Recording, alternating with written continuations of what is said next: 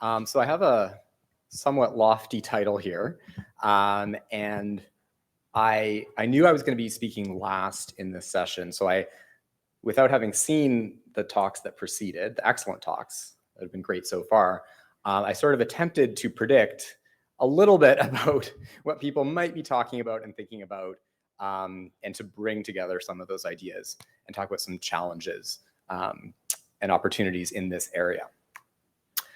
So first of all, just a little bit about who I am and what we do in the lab. So as the slide said, I'm at McGill University here in Montreal. So I also, as part of the local organizing committee, will take the opportunity to re-welcome you to our city. So I hope everyone's enjoying it so far, and I look forward to the dinner tonight. So this is a recent photo of my lab in my backyard. My daughter is there too. And a little bit about what we do. We study microbial ecology and evolution using genomics. So various people in the lab will actually do field work and do sequencing. We'll generate data. We'll do a lot of analysis of both our own data and publicly available data sets. And we do a little bit of computational tool development, sort of dabble in that area. So I'm going to tell you a couple of vignettes about some of this work we've been doing on quite a few different model systems, and try to bring some take-homes and things to think about. So prediction. What do I mean when I talk about this? So in the strong sense, when we say prediction, we actually mean to forecast into the future, like the weather. What's going to happen tomorrow? What's going to happen in a month, right? So I'll consider that a strong sense of prediction. I think we also use prediction colloquially, or maybe we just define it sometimes in a weaker sense of diagnostic or classification of the present, right? So to classify a sample as a sick person or not based on just that one sample, right? And we heard about time series analysis that kind of puts this in that context. So in microbiome science, so a couple challenges. First of all, data is often not that big, meaning the number of features, meaning 16S taxa or genes or pathways, are often a lot bigger, numbering in the thousands versus the number of samples are getting bigger, but sometimes in the dozens or low hundreds, or we're starting to get into the thousands, which is great, but we're still in this kind of regime for a lot of the work we do. I'll also put out there that finding biomarkers is easy, but finding mechanisms is harder, right? So understanding not just the what, but the why of things work. And this gives us generalizability. And this is what biologists want, right? You kind of want to know why, because this is, in a way, the ultimate fodder for prediction, is to really understand.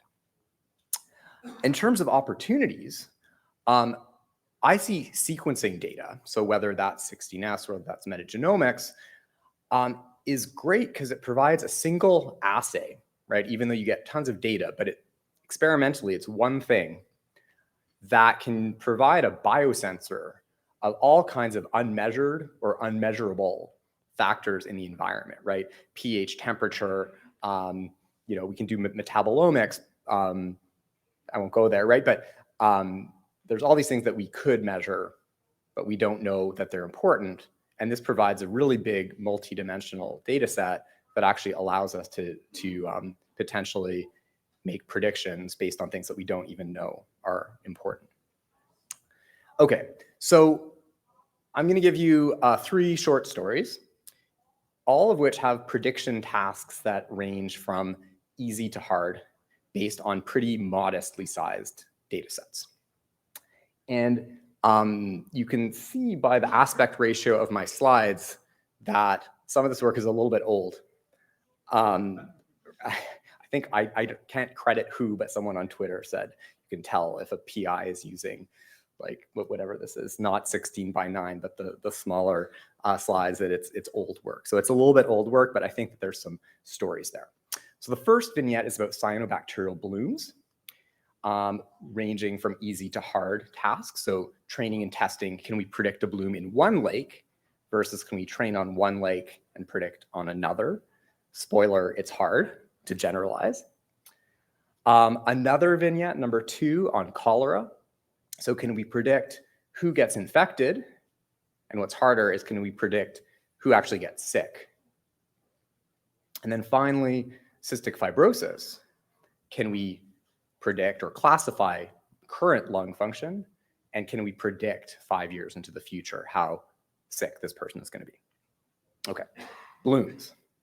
This is Lake Champlain on a nice day. Lake Champlain borders Quebec, Vermont, and New York State. Okay, so some of you, depending on where you're coming from, might have driven alongside or flown over. Probably not taken the train along. It's too bad. There's a nice train ride from New York City to Montreal that kind of goes along there, but it takes 12 hours, so you probably didn't go that way. It's a beautiful lake, looks like this, but sometimes it looks like this. So these are nasty events that happen, produce a lot of toxins, problem for water quality, problem for animals, fisheries, tourism. Won't get into all the details, but it's bad. And we inherited a bunch of samples going back to 2006, 143 samples over time from this lake that were generated by the National Research Council of Canada, and then we continued the sampling. This was published in 2017. And basically, what was done is that we took water samples, filtered it. You can see there's biomass collected on that filter. You can see it's green. That's from a bloom sample. We also have non-bloom samples, right, through this time series. We did sequencing of the V4 region of 16S to get the relative abundances of about 4,000 different bacterial taxa in the lake.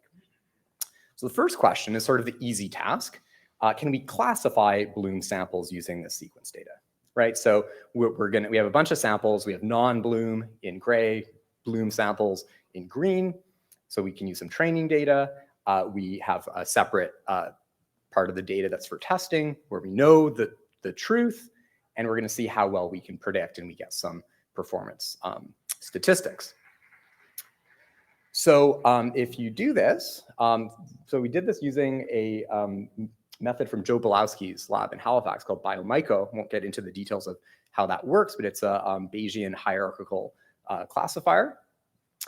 And we trained on Lake Champlain and tested on Lake Champlain. We get 92% classification accuracy, including cyanobacteria. And even if we exclude the cyanobacteria, right, so any 16S that taxonomy matches cyanobacteria, we exclude it, we still do pretty reasonably, which shows that there are characteristic members of the community that are not cyanobacteria, but that are markers that prosper in the sort of bloom environment. We also had data from a different lake in Brazil. Here we also do similarly well, classifying with or without cyanobacteria, but where we do horrendously is if we train on Canada and then test on Brazil, and it's worse than random. So that's pretty bad, and shows that each lake, maybe like each person, maybe to a greater degree, is quite different, right? So we can't just naively generalize these methods. The harder task is to predict in time. Here we used a method called symbolic regression to predict bloom samples from non-bloom samples in time. So the data would look like this, where you have samples taken at 3 to 1 days before a bloom. The bloom ends, then again you have 3, 2, 1 bloom, etc. So we use the time series information. Again, we're going to test on data where we know the truth, right? So we know how many days until a bloom happens. And then we're going to have our classifier that makes a prediction, how many days until the bloom, and then we can see how well we did compared to truth and get an R-squared for performance. So how do we do? So using just environmental data. So these are things like pH, temperature, nutrients, right? You can actually do reasonably well. You get 83% accurate classifier. But using sequence data without any environmental data, we get 91%, which is, again, pretty reasonable. Cool thing with symbolic regression, it's not that commonly used. Maybe some of you use it, but it's not the most popular tool in machine learning. But what's cool is it gives you, it searches the space of mathematical equations, right?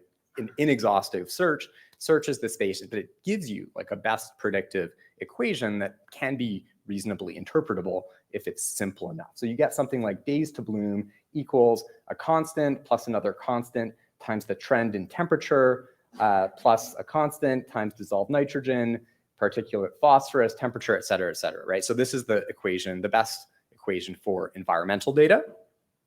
And this is the equation for the 60NEST data, right? Where we have Oxalobacteriaceae minus the trend in Flavobacterium minus Ellen, okay? So this is potentially usable. It kind of tells us what are some interesting biomarkers. So this Oxalobacteriaceae, we can just look at what the data actually look like. So here, this is what it looks like, plotting days into bloom. So how close are you to a bloom event? And then the relative abundance of the bright bars in blue-green are different cyanobacteria. So you can see the bloom is starting to happen closer you go over to the right. But what you can hopefully also see is these black bars are present and then start to decline. And the decline actually starts before the bloom starts to happen, right? So this Oxalobacteriaceae, or the red line is the particular OTU that represents that, basically connects the black bars.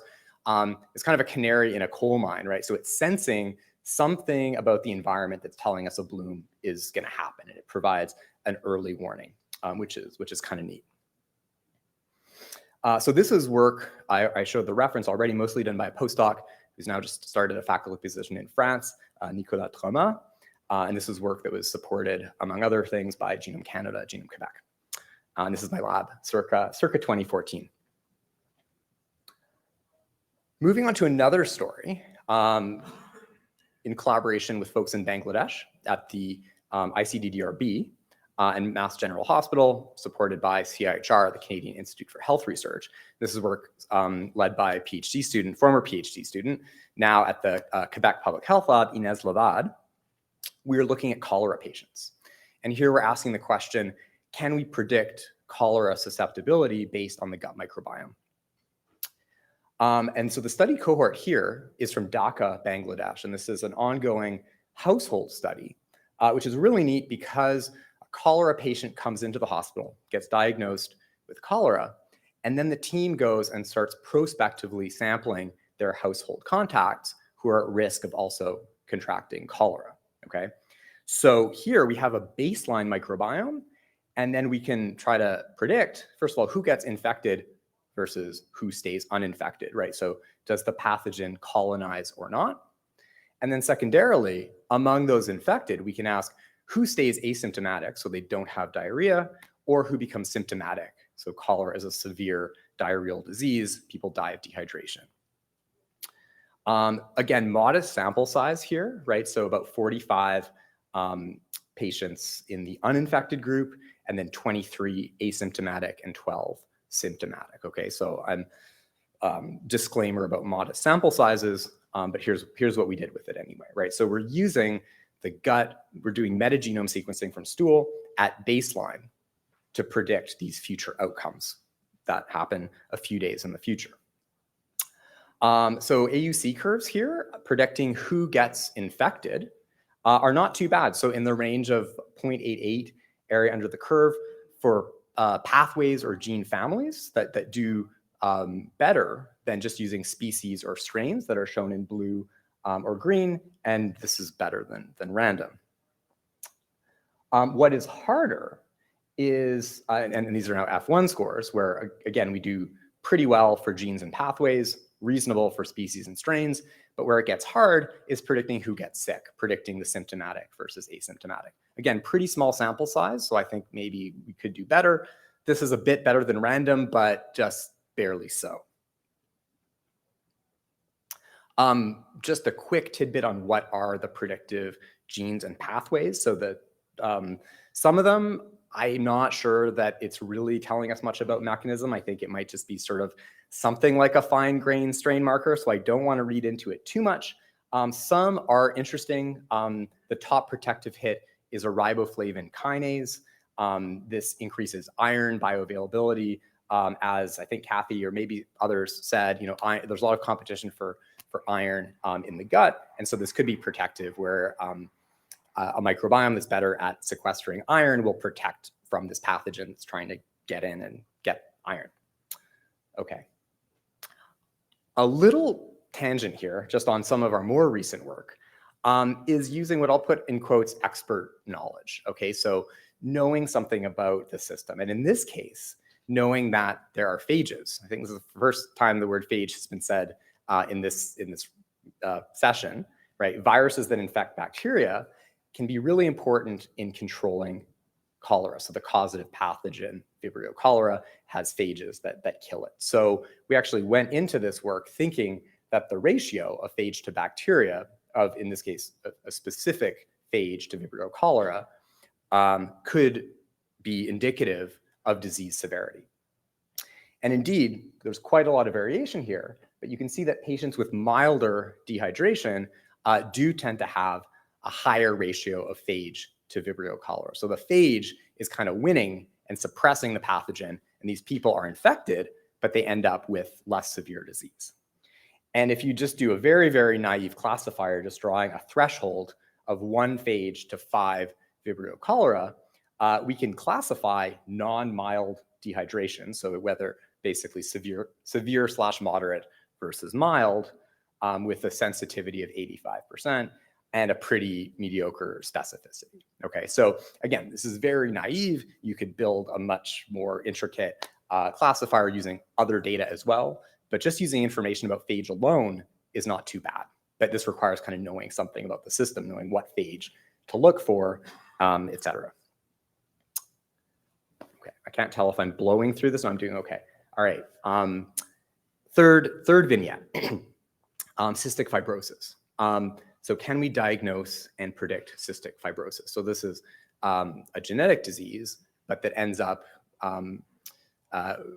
with patients who have all kinds of infections in their lung.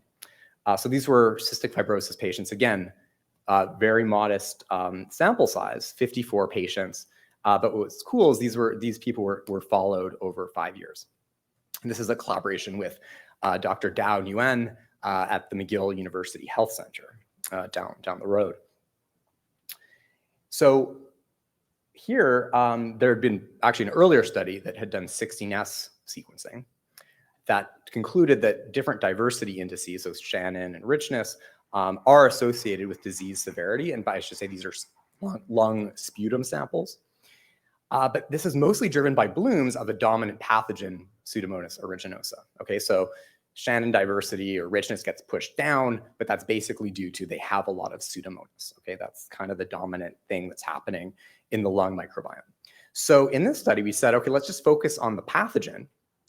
And in Dao's lab, they designed an amplicon panel of 209 genes across the Pseudomonas aeruginosa genome that had been, from the literature, associated with virulence or pathoadaptivity in some way. And we do deep sequencing just of this panel of genes of the dominant pathogen and see, can that predict or classify these disease outcomes? So similar to cholera, okay, so the punchline here, predicting or classifying baseline lung function does reasonably well, better than chance, using whichever machine learning approach you want to do. But predicting disease progression based on one sputum sample, predicting how these patients are doing 5 years into the future is, again, just sort of barely better than random. So just some of those numbers. So if we use Pseudomonas aeruginosa SNVs, right? So these are just single nucleotide variants in these 209 genes. You get an F1 score of 0.81 for baseline lung function, 0.62 for 5 years in the future. And then you can add some information of different clinical features. So not just the genetic diversity, the SNVs of Pseudomonas, but also its abundance from 16S. You can add that in. You can add in body mass index. You can add in age. It gives you a little bit of a boost, but not too much. So this helps a little bit. All right, so just some take homes here. Data is not that big. We have a lot of features, a lot of genes and pathways, not always a lot of samples. Getting bigger, right? So I think this is good. Predicting further into the future is always going to be harder. It's like that with the weather, but weather forecasting has gotten a lot better than it used to be based on training on lots and lots of data. So I think this is promising. Predicting more complex outcomes is hard. So what do I mean by more complex? You can think about whatever system you're interested in, right? But being infected by Vibrio cholera is relatively simple, but then how sick are you going to get is more complicated, probably because it depends on a lot more things: host immunity, environment, nutrition, right? It gets messy, it gets difficult. What data should we be using? Genes, pathways, genetic diversity of one species, like in Pseudomonas. We're just interested in this pathogen. Let's focus on that. Should we just throw everything in and let a classifier decide what's important? So these are just questions I'm throwing out there, and including the role of expert knowledge, right? So, how do you decide, is there a key pathogen that you want to look at? Is there a phage that's important? Should you just throw in all the data, or should you kind of be talking to biologists and asking, what is known about this, and what should we be using? That's it. I'll wrap up. So work that I talked about: Nico with the blooms, Inez with the cholera work, Naima picking up the cholera work with the phage that I showed one slide on, Massey, former postdoc, in collaboration on the Pseudomonas cystic fibrosis work. This is my lab in 2019.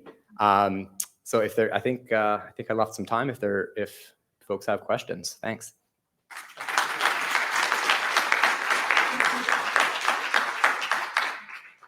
Thanks so much, Jesse. Questions, please.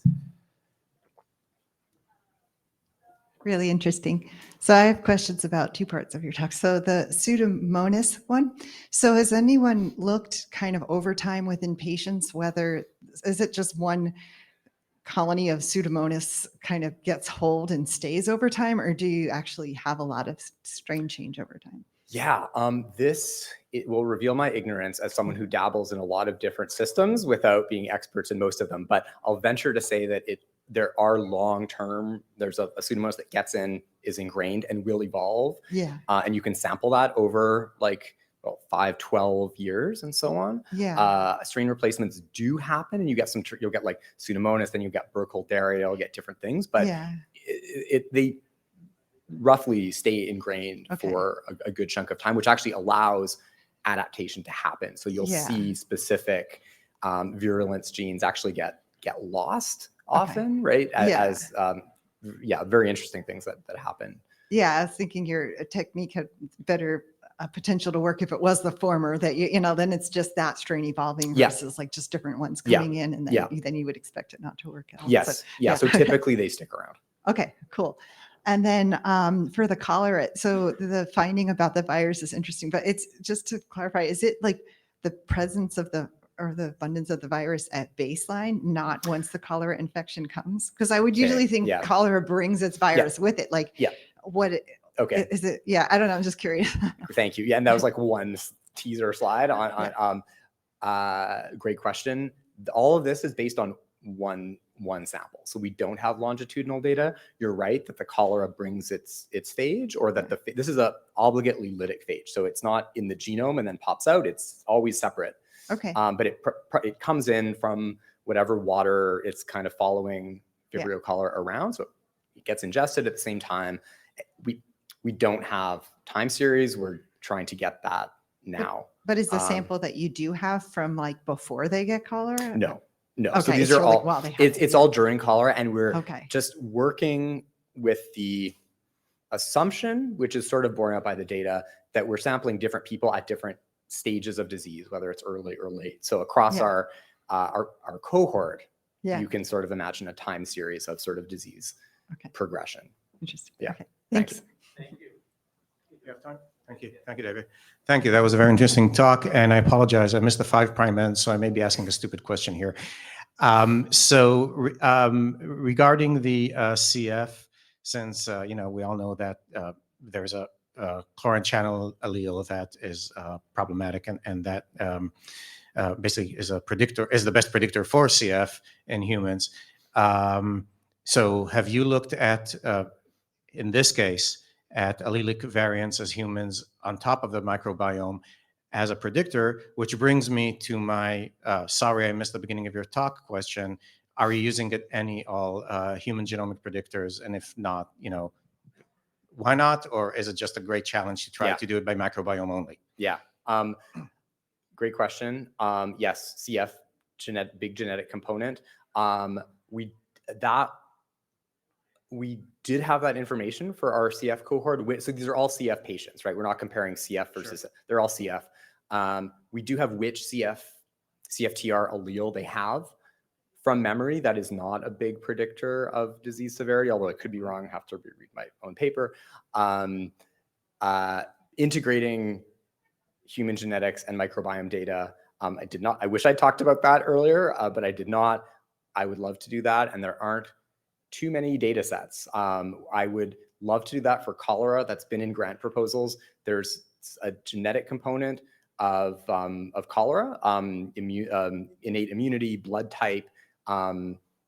So you can do a GWAS human genetics for cholera. There are microbiome associates. Those data sets aren't exactly the same. I would love to generate that data, but I don't have money to do it. So I hope we get there. Thank you. Super quick question. Yeah, great. A really nice summary. And I'll send you photos later. But I have to say, as somebody who runs Pseudomonas.com, I care a lot about Pseudomonas, but Burkholderia is a big deal with CF patients. Are you ever looking at that, or can you look at Burkholderia?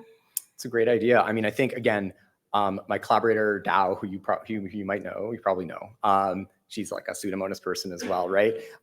So I think some of it was going in with that focus. Yeah, I mean, I think it would be really interesting to do in Burkholderia as well. Thanks. Thank you. Quick question.